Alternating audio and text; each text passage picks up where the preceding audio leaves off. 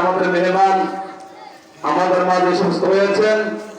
আমরা মেহমানকে অত্যন্ত আন্তরিকতার সাথে মোবারকবাদ জানাই, শারীরিক সুস্থতা কামনা করি এবং এলেমে আমল আল্লাহ সুবহানাহু ওয়া তাআলা তাকে বরকত দান করেন। আমাদেরকে এমন কিছু দামি কথা, এমন কিছু মূল্যবান নসিহত শোনাতে পারেন যাতে করে আমাদের দুনিয়া এবং আখিরাত উভয়টাই সফলতার দ্বারা মধ্যে পৌঁছে যেতে পারে। সম্মানিত শ্রদ্ধাভাজন, আজকের এই তাফসীরুল কোরআন মাহফিলের যাদেরকে নিয়ে এই কোরআনের মাহফিল বাগানকে সাজানো হয়েছে, আমরা আর দেরি না করে সকলেই মেহমানের মূল্যবান নসিহত শোনার জন্য আমরা সকলেই আমাদের মাহফিল প্যান্ডেলে চলে আসি।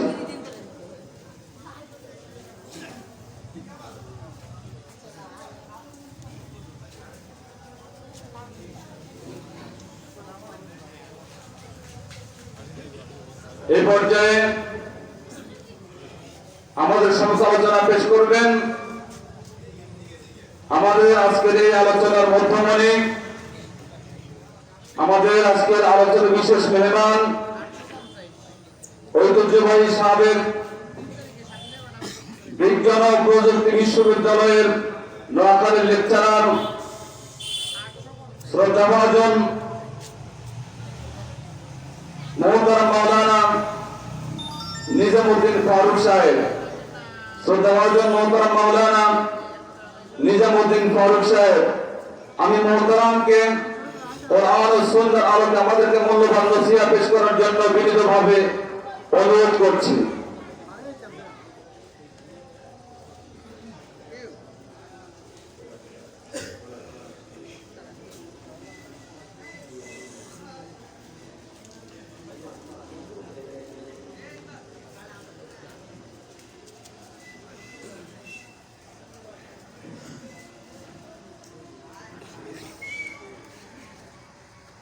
السلام عليكم ورحمة الله وبركاته. وعليكم السلام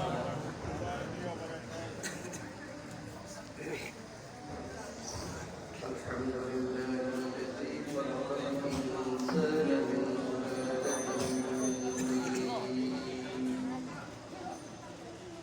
ثم جعله نطفة في قرار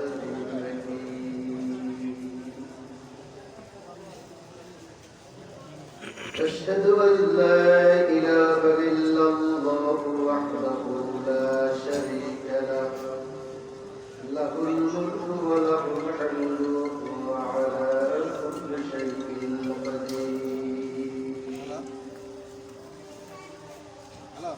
وأشهد أن سيدنا وسندنا وحبيبنا وحبيب ربنا وطبيبنا وطبيب قلوبنا ومولانا محمدا عبده ورسوله، أرسله الله تعالى بالحق بشيرا ونذيرا وداعيا إلى الله بإذنه وسراجا منيرا، وعلى آله وأصحابه أجمعين الذين قاموا بنصرة الدين القديم. أما بعد، فقد قال الله تعالى في كلامه المجيد وفي فرقانه الحميد: يا أيها الذين آمنوا بالله ورسوله والكتاب الذي نزل على رسوله والكتاب الذي أنزل من قبل، ومن يكفر بالله وملائكته وكتبه ورسله وليكن الناس فقد ضل ضلالا بعيدا. أو كما قال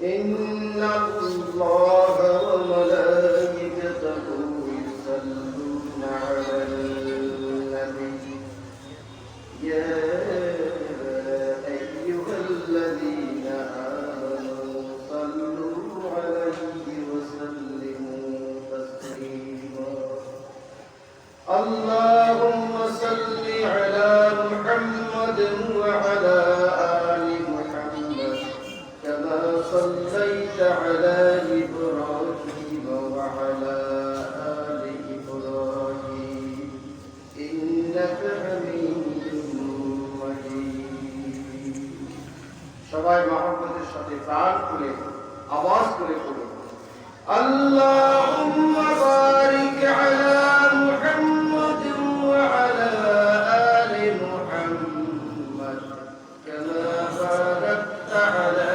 ইব্রাহিম ওয়া আলা আলি ইব্রাহিম ইন্নাকা হামিদুম মাজিদ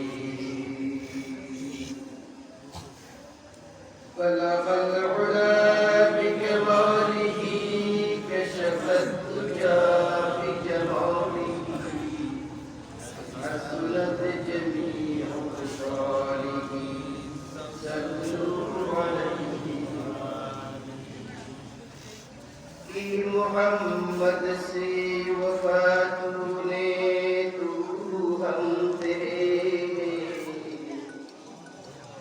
ये जगह चीज है क्या लौह कलम तेरे بكماله كشف الدجى بجماله حسنت جميع خصاله صلوا عليه ये तेरी मेराज थी कि तू लौह कलम तक पहुंचा और मेरी मेराज में कि मैं तेरे कदम तक पहुंचा बलग العلا بكماله كشف الدجى بجماله حسنت جميع خصاله صلوا عليه وآله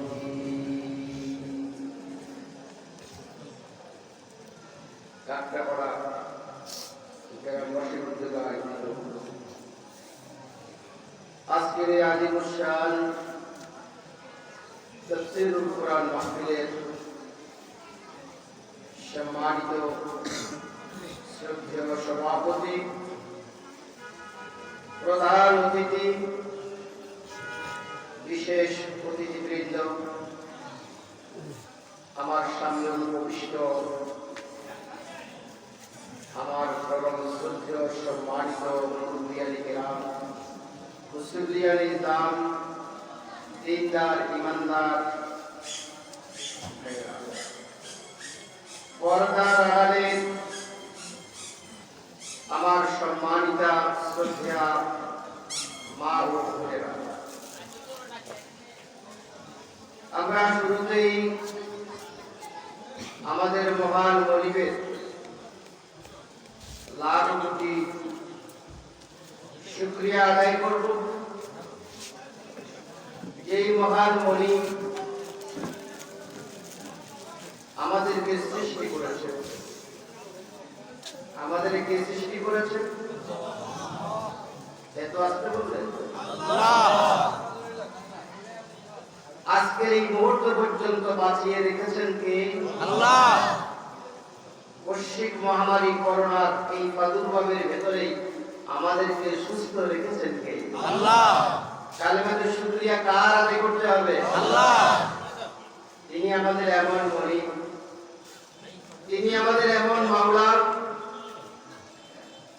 যিনি তার অফুরন্ত নেয়ামতের ভান্ডার থেকে আমাদেরকে দান করে ধন্য করেছেন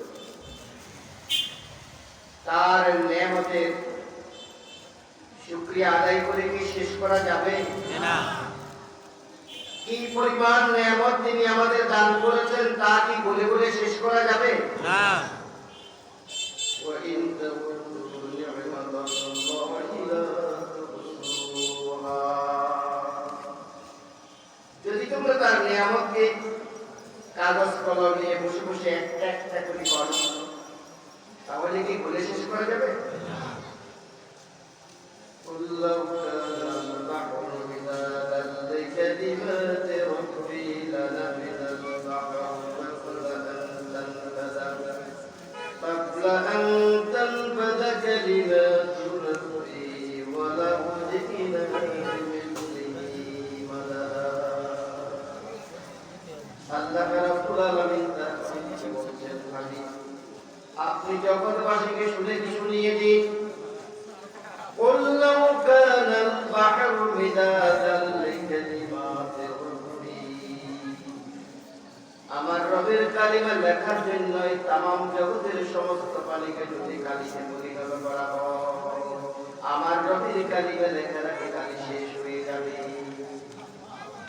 কি পরিমাণ পানি আছে সারা পৃথিবীতে পৃথিবীর 100 ভাগের 75 ভাগ হলো পানি আর 25 ভাগ হলো কি পানির পরিমাণ কত বেশি কল্পনার পানি আল্লাহ তাআলা বলেছেন এই জগতের সমস্ত পানিকে যদি কালি করা হয় আমার রবের কালিমা লেখার আগে পৃথিবীর সমস্ত কালি পুড়িয়ে যাবে কালিমা লিখে শেষ করা যাবে ولو أن ما في الأرض من شجرة أقلام والبحر يمده من بعده سبعة أبحر ما نفدت كلمات الله إن الله عزيز حكيم الله أكبر এই আয়াতের ভিতরে রব্বুল আলামিন একই কথা ভিন্ন ভঙ্গিতে পেশ করেছেন উপস্থাপন করেছেন ওয়ালাউ আন্নামা ফিল আরদি মিন শাজারাতি আকলাম পৃথিবীতে যত বৃক্ষ রয়েছে সবই যদি কলম হয় পৃথিবীতে যত সাগর মহাসাগর রয়েছে তার সাথে যদি আরো 7টি সমুদ্রকে জমা করে যদি কালিতে পরিণত করা হয় আমার রবের কালিমা লিখে শেষ করা যাবে না ইন্নাল্লাহা আজিজুন হাকীম নিশ্চয়ই আল্লাহ তাআলা পরাক্রমশালী প্রজ্ঞাময়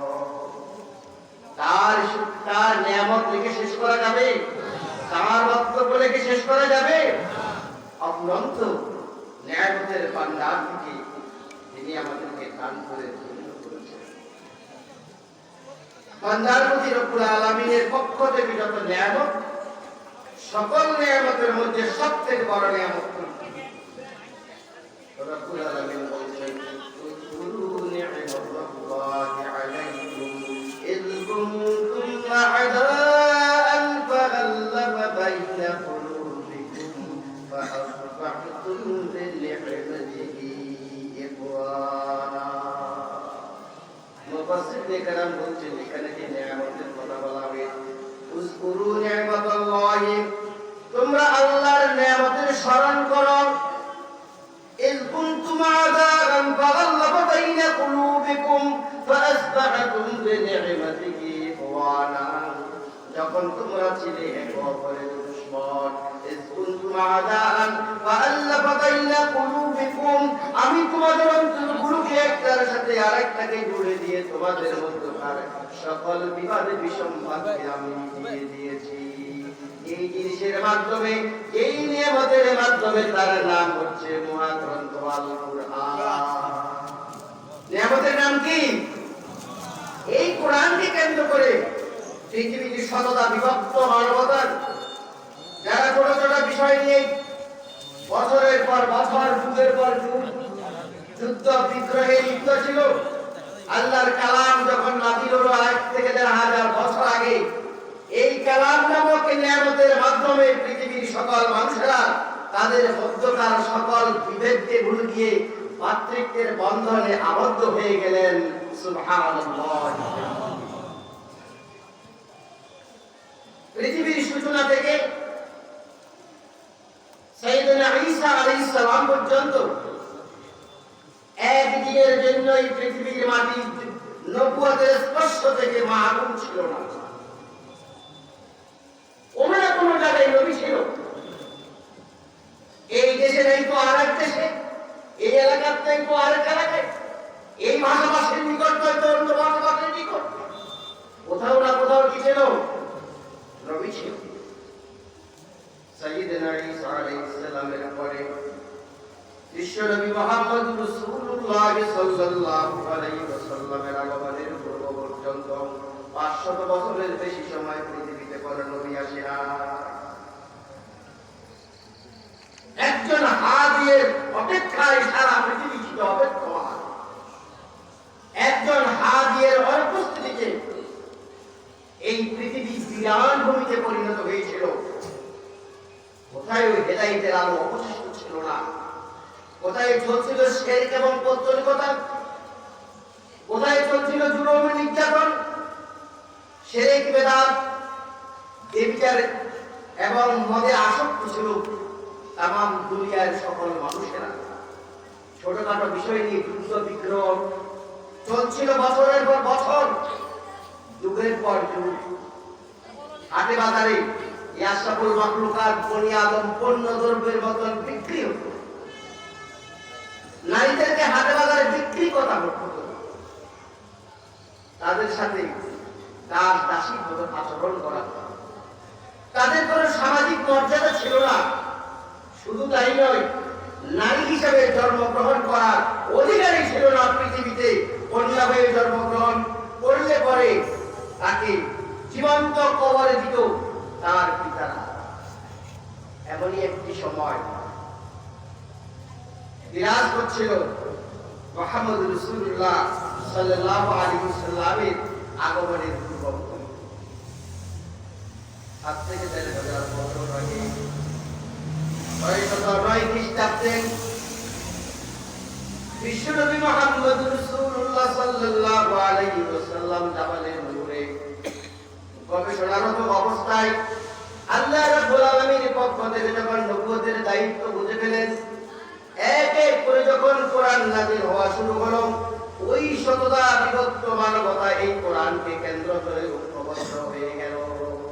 আল্লাহ রাব্বুল আলামিন সেই সময়ের কথা স্মরণ করিয়ে দিতে বলছেন, ওয়াজকুরু নি'মাতাল্লাহি আলাইকুম ইয কুনতুম আ'দাআন ফাআল্লাফা বাইনা কুলুবিকুম ফাতাসবাহতুম বিনি'মাতিহি ইখওয়ানা।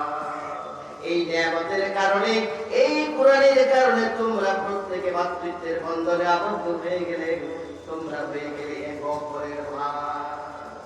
শ্রেষ্ঠ নিয়ামতের কি নাম? একটু জোরে বলেন কি নাম? রব্বুল আলামিন কোরআনের যে শেষ আয়াতখানা নাযিল করেছেন, সেই আয়াতের ভিতরেও নিয়ামত, শ্রেষ্ঠ নিয়ামত হিসেবে কোরআনের কথাই উল্লেখ করেছেন। 10ম হিজরিতে বিদায় হজের দিন বিশ্বনবী মুহাম্মদ রাসূলুল্লাহ সাল্লাল্লাহু আলাইহি ওয়াসাল্লাম জাবালে রহমতের পাদদেশে স্বীয় কাসওয়ার পরে গারবরত অবস্থায় বিশ্ববাসীর জন্য তিনি আল্লাহর কালামের শেষ আয়াতটা তেলাওয়াত করলেন, আল-ইয়াউমা আকমালতু লাকুম দীনাকুম ওয়া আতমামতু আলাইকুম নি'মাতি ওয়া রাদিতু লাকুমুল ইসলাম দীনা। আজ এই বিদায় হজের মুহূর্তে, আজ আকমালতু লাকুম দীনাকুম, আমি তোমাদের জন্য তোমাদের জীবন ব্যবস্থাটাকে পরিপূর্ণ করে দিলাম। ওয়া আতমামতু আলাইকুম নি'মাতি, আমার উপরে অর্পিত নিয়ামত অর্থাৎ মহাগ্রন্থ আল কোরআন নাযিল করা সম্পন্ন করে দিলাম। ওয়া রাদিতু লাকুমুল ইসলাম দীনা, আর তোমাদের জীবন চলার বিধান হিসেবে আমি ইসলামটাকে মনোনীত করে দিলাম। আমাদের জীবন চলার বিধানের নাম কি? আর আল্লাহর পক্ষ থেকে বড় নিয়ামতের নাম কি? আল কোরআন। এই কোরআন দিয়ে তিনি আমাদের ধন্য করেছেন। মুসলমানদের জন্য সবচেয়ে বড় সম্পদ কোরআনের চাইতে কি বড় সম্পদ আর আছে? দ্বিতীয় নিয়ামত, এই বিশ্ব সবাই তিনি আমাদেরকে সম্মানের আসনে সমাসীন করেছেন।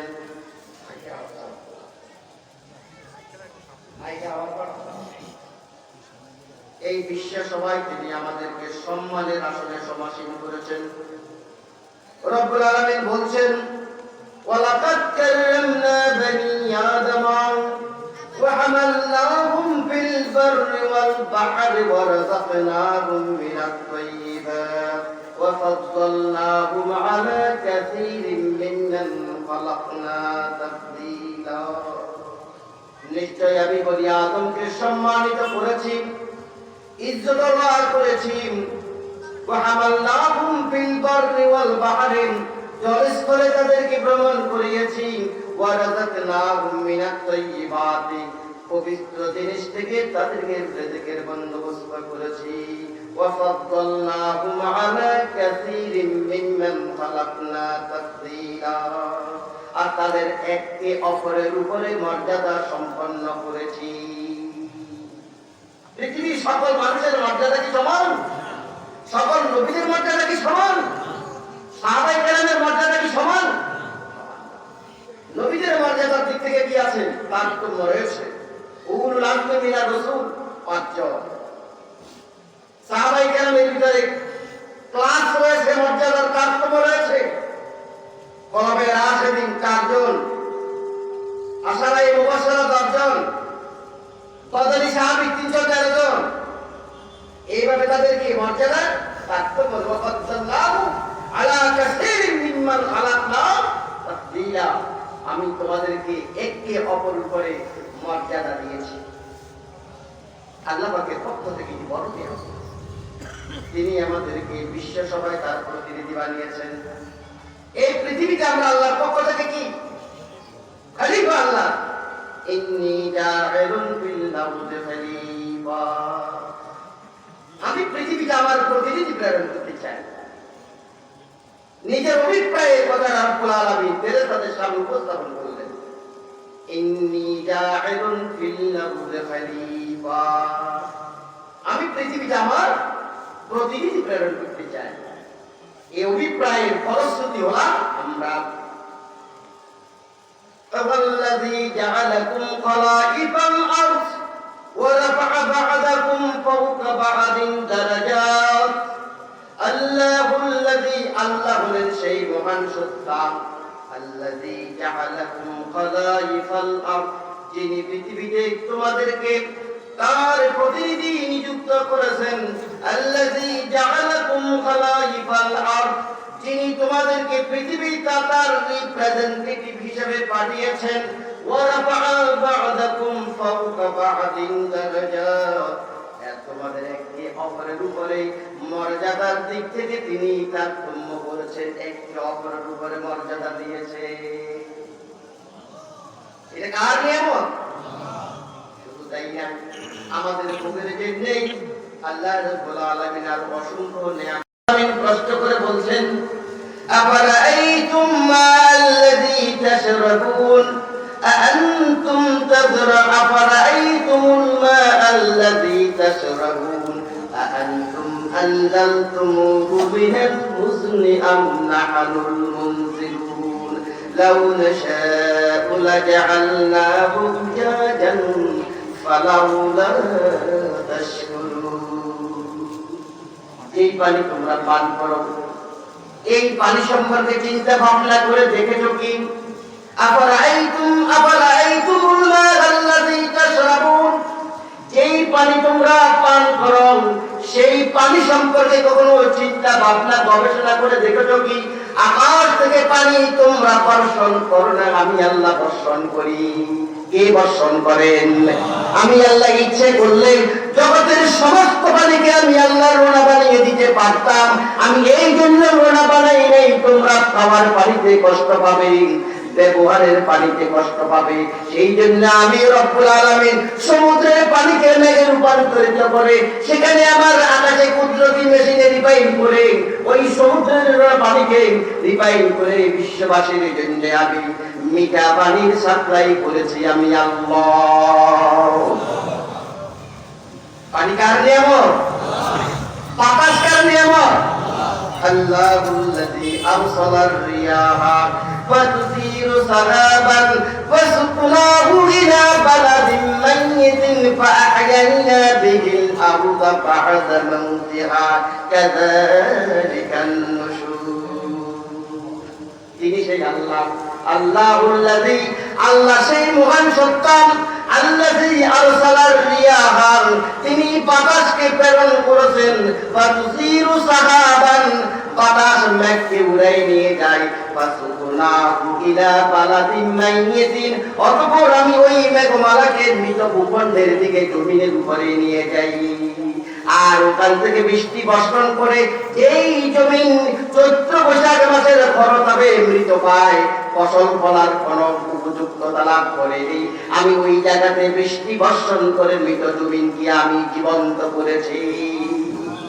তোমরা মনে করো না আমি তোমাদেরকে দ্বিতীয়বার জীবন্ত করতে পারবো না। কাযালিকান নুশুর, আমি যেইভাবে বৃষ্টির পানি দিয়ে মৃত জমিনকে জীবন্ত করেছি, ঠিক তেমনিভাবে কাল আদালতে আখিরাতে আমি আল্লাহ তোমাদেরকে জীবন্ত করে আমি উঠাবো। শুকরিয়া কার আদায় করতে হবে?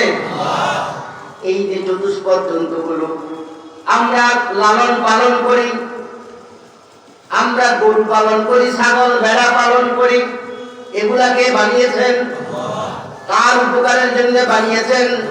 রব্বুল আলামিন বলেন, আল্লাহুল্লাযী জাআলা লাকুমুল আনআমা লিতারকাবু মিনহা ওয়া মিনহা তা'কুলুন। আল্লাহ বলেন সেই মহান সত্তা, আল্লাযী জাআলা লাকুমুল আনআমা, যিনি তোমাদের জন্য চতুষ্পদ জন্তু সৃষ্টি করেছেন, লিতারকাবু মিনহা ওয়া মিনহা তা'কুলুন, এই কতক জন্তুর উপরে তোমরা ভ্রমণ করো আর কতক পশুকে তোমরা জবে করে তার গোশত তোমরা খাও। এই পশুগুলো আমাদের জন্য কে বানিয়েছে? وَإِنَّ لَكُمْ فِي الْأَنْعَامِ لَعِبْرَةً نُسْقِيكُم مِّمَّا فِي بُطُونِهِ مِن بَيْنِ فَرْثٍ وَدَمٍ لَبَنًا خَالِصًا سَائِغًا لِّلشَّارِبِينَ। এই যে দুধ পান করেন, করতে গিয়ে চিন্তা করে দেখেছেন কখনো? আর দেখেছেন কখনো গরুকে কি খাবার? ঘাস খাবার, খড়ি খাবার, ভুসি খাবার?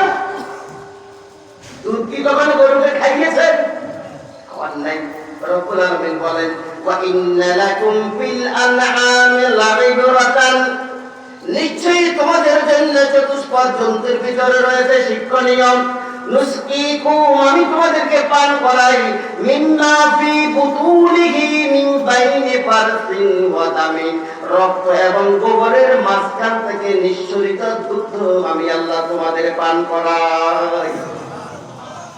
রক্ত আর গোবরের মাঝখান থেকে যে ঘাস গরুকে খাওয়ালেন, ওটা তিনটা জিনিসে রূপান্তরিত হলো। একটা গরু খাওয়ানোর পরে তার রক্তে পরিণত হলো তার বেঁচে থাকার জন্য, তার শক্তি সঞ্চয়ের জন্য। আর একটা উচ্ছিষ্ট গোবরে পরিণত হলো। এই গোবর এবং রক্তের মাঝখান থেকে আমাদের জন্য রব্বুল আলামিন সুস্বাদু দুধ বের করে দিলেন। শুকরিয়া কার আদায় করতে হবে? আল্লাহ শুকরিয়া আদায় করতে হবে। দুরূদ এবং সালাম পেশ করছি সরওয়ার কায়নাত রাহমাতুল আলম বিশ্বনবী জনাব মুহাম্মদ রাসূলুল্লাহ সাল্লাল্লাহু আলাইহি ওয়াসাল্লামের প্রতি, যাকে রব্বুল আলামিন तमाम আলমের জন্য রাসূল করে পাঠিয়েছেন। মুহাম্মদ সাল্লাল্লাহু আলাইহি ওয়াসাল্লাম কি কোনো আঞ্চলিক নবী, কোন ভাষাভাষী নবী, কোন এলাকার জন্য নবী? আর নবুয়তের জন্য নাই কোনো সীমানা, নেই কোনো সুনির্দিষ্ট ভাষা, নেই কোনো সুনির্দিষ্ট সীমানা। তিনি হলেন বিশ্ব নবী। আল্লাহ রাব্বুল আলামিন তার হাবিবকে বলছেন, হে হাবিব, আপনি জগৎবাসীর সামনে আপনার পরিচয়টা আপনি নিজে এইভাবে পেশ করুন।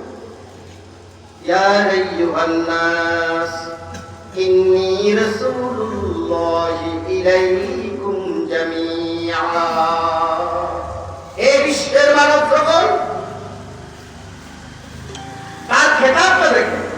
অন্য সকল নবীরা খেতাব করেছিল ইয়া কাওমে বলে, হে আমার জাতির লোকেরা। আর মুহাম্মদ রাসূলুল্লাহ সাল্লাল্লাহু আলাইহি সাল্লাম খেতাব করলেন ইয়া আইয়ুহান নাস, বিশ্বের মানব সকল, ইন্নী রাসূলুল্লাহ ইলাইকুম জামিআ, আমি তোমাদের সকলের জন্য আল্লাহর পক্ষ থেকে রাসূল হয়ে এসেছি। তিনি হলেন বিশ্ব নবী, আর আমরা হলাম বিশ্ব নবীর ফলোয়ার, বিশ্ব নবীর অনুসারী, বিশ্ব নবীর উম্মত। আমাদের মর্যাদা কম না বেশি?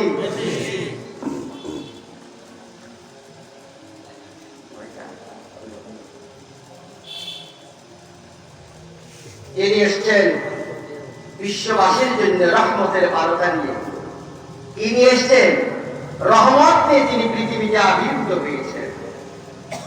আল্লাহ রাব্বুল আলামিন বলেন, হে আমার হাবিব, আমি যতটুকু আলমের জন্য রব, আমি আল্লাহ আপনাকে ঠিক ততটুকু আলমের জন্য রহমত করে পাঠিয়েছি। রব্বুল আলামিন বলছেন, ওয়া মা আরসালনাকা ইল্লা রাহমাতাল লিল আলামিন, আমি আপনাকে तमाम আলমের জন্য রহমত করে পাঠিয়েছি। আজ থেকে 1000 বছর আগে মুরুদুল বিশ্বনবী মুহাম্মদ রাসূলুল্লাহ সাল্লাল্লাহু আলাইহি ওয়াসাল্লাম এই পরিবেশে এই পৃথিবীতে তাশরীফ এনেছিলেন, পৃথিবীতে তার কদম রেখেছিলেন, সেই সময়ে দীর্ঘদিন পর্যন্ত মক্কাতে কোনো বৃষ্টি হচ্ছিল না। পানির দারুণ অভাব, পানির অভাবে মানব জীবন অষ্টাগত, মানুষের মধ্যে ত্রাহি অবস্থান। একে তো মরুভূমি দেশগুলোর দিকে দীর্ঘদিন পর্যন্ত কোনো বৃষ্টি নেই, পানির অভাব।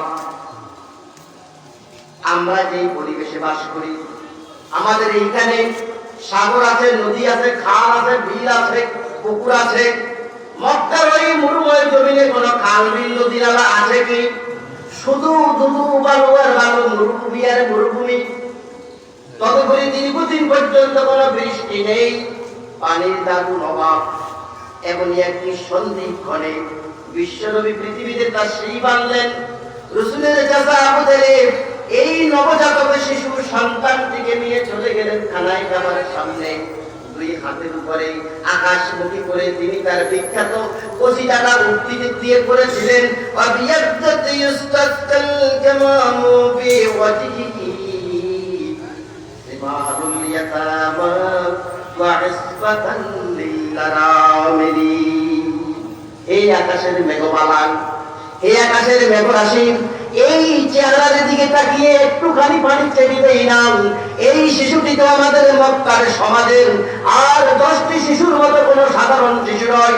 এই শিশুটি হবে একদিন এতিমদের রক্ষণাবেক্ষণকারী আর বিধবাদের আশ্রয়স্থল। আবু তালেবের মুখরিষ্পিত বাণী রেশ মিলাতে না মিলাতে রব্বুল আলামিন আকাশ থেকে অবিশ্রান্ত তারাই পানি বর্ষণ শুরু করে দিলেন। ওয়া মা আরসালনাকা ইল্লা রাহমাতাল লিল আলামিন, রহমতের নবী, রহমত দিয়ে কি পৃথিবীতে এসেছিলেন। দরুদ এবং সালাম সেই নবীর প্রতি আমরা পেশ করছি। সম্মানিত হাজিরিন, আমি আমার খুতবার মধ্যে আপনাদের খেদমতে আলোচনা করার উদ্দেশ্যে মহাগ্রন্থ আল কোরআনের সূরা আন-নিসা 136 নম্বর আয়াত খানা তেলাওয়াত করেছি। যে আয়াতের বিষয়বস্তু হলো ঈমানিয়াত। বিষয় কি? ঈমানিয়াত। আমি ঈমান সম্পর্কে কয়েকটি কথা বলার চেষ্টা করব আমার জন্য। কার জন্য বলবো? আমি আমার জন্য বলবো। আর আমার কথা থেকে যদি আপনারা সবক হাসিল করেন, শিক্ষা গ্রহণ করেন, কিছু নিয়ে যেতে পারেন, আমল করেন, সেটা হবে আমার জন্য সদকায়ে জারিয়া। আমি তেলাওয়াত করেছি, ইয়া আইয়ুহাল্লাযীনা আমানু আমিনু বিল্লাহি ওয়া রাসূলিহি। এই ইমানদার লোকেরা, এখানে এই প্যান্ডেলে যারা আমরা বসে আছি, আমরা কি ইমানদার না বেঈমান? আল্লাহ আমাদেরকে বলছে, আমাদের সাথে আল্লাহ কথা বলছেন, ইয়া আইয়ুহাল্লাযীনা আমানু আমিনু বিল্লাহি ওয়া রাসূলিহি। তোমরা ঈমান আনো আল্লাহর প্রতি এবং তার রাসূলের প্রতি।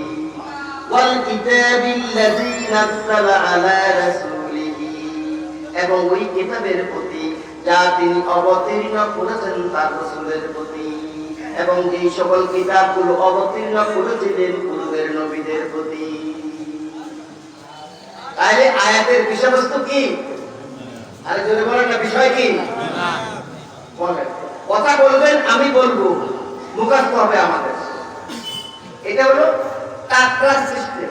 আমি বলবো, আপনারাও বলবেন, আমাদের কি হয়ে যাবে? মুখস্থ হয়ে যাবে।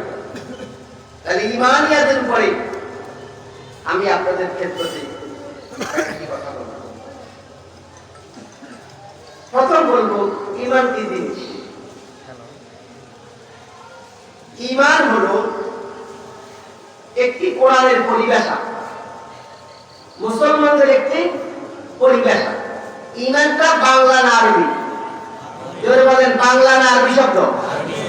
আমি ইমান বলার সাথে সাথে এখানে যারা জীবনে কোনোদিন মাদ্রাসার বারান্দা দিয়েও যান নাই, আলিফ বাটাও বুঝেন না, তাদের কি বুঝতে কষ্ট হবে ইমান কি জিনিস? কে কে বুঝছেন? ইমান বলার সাথে সাথে অর্থ কে বুঝছেন? দেখো হাত দেখান তো। আলহামদুলিল্লাহ, আমরা তাহলে কিছু কিছু আরবি জানি, সব জানি না। ঈমান, ইসলাম, কোরআন, জান্নাত, জাহান্নাম, আযান, এগুলো আমরা কি একামত, এগুলো বাংলা না আরবি শব্দ? এগুলো আরবিও আমরা জানি, কারণ এগুলো আমাদের কি পরিভাষা। তো প্রথম পরিচয় হলো ঈমান হলো মুসলমান এবং কোরআনের একটি কি পরিভাষা। ঈমান হলো ইসলামিক জীবন দর্শনের ফাউন্ডেশন, ইসলামিক জীবন দর্শনের মূল ভিত্তি। ঈমান কি? ইসলামিক জীবন দর্শনের মূল ভিত্তি। ইসলাম যদি ফসল হয়, ঈমান তার বীজ। ইসলাম যদি ফসল হয়, ঈমান তার কি? ইসলাম যদি একটি প্রাসাদ হয়, ঈমান তার ফাউন্ডেশন। ইসলাম বিশাল প্রাসাদ, আর সেই প্রাসাদের ফাউন্ডেশনের নাম কি? তাহলে আজকে আমরা ফাউন্ডেশন মজবুত করব, তাহলে না তার উপরে বিল্ডিং দেওয়া যাবে নাকি? আজকে আমরা ফাউন্ডেশন নিয়ে কথা বলবো ইনশাআল্লাহ। ঈমান আমানুন ক্রিয়ামূল থেকে এসেছে। আমানুন, আমানুন শব্দের অর্থ হলো নিরাপত্তা লাভ করা। কি লাভ করা? রব্বুল আলামিন বলছেন, ফালিয়াবুদু রাব্ব হাযাল বাইত আল্লাযী আত'আমাহুম মিন জু' ওয়া আমানাহুম মিন খাউফ। ফালিয়াবুদু রাব্ব হাযাল বাইত, তোমাদের এই ঘরের ইবাদত করা উচিত। কোন ঘর? বাইতুল্লাহ শরীফ। ফালিয়াবুদু রাব্ব হাযাল বাইত, তোমাদের এই ঘরের রবের ইবাদত করা উচিত। কেন? আল্লাযী আত'আমাহুম মিন জু', যিনি তোমাদেরকে ক্ষুধার সময় খাদ্য দিয়েছে। কে দিয়েছেন? ওয়া আমানাহুম মিন খাউফ, আর ভয়ের সময় নিরাপত্তা দিয়েছে। তাহলে আমানুন শব্দের অর্থ কি? নিরাপত্তা। জোরে বলেন কি?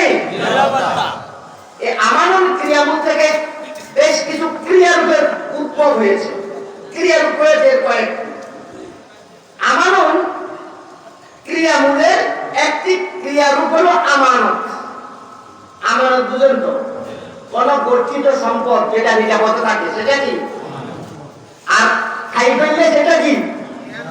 খাই ফেললে কি?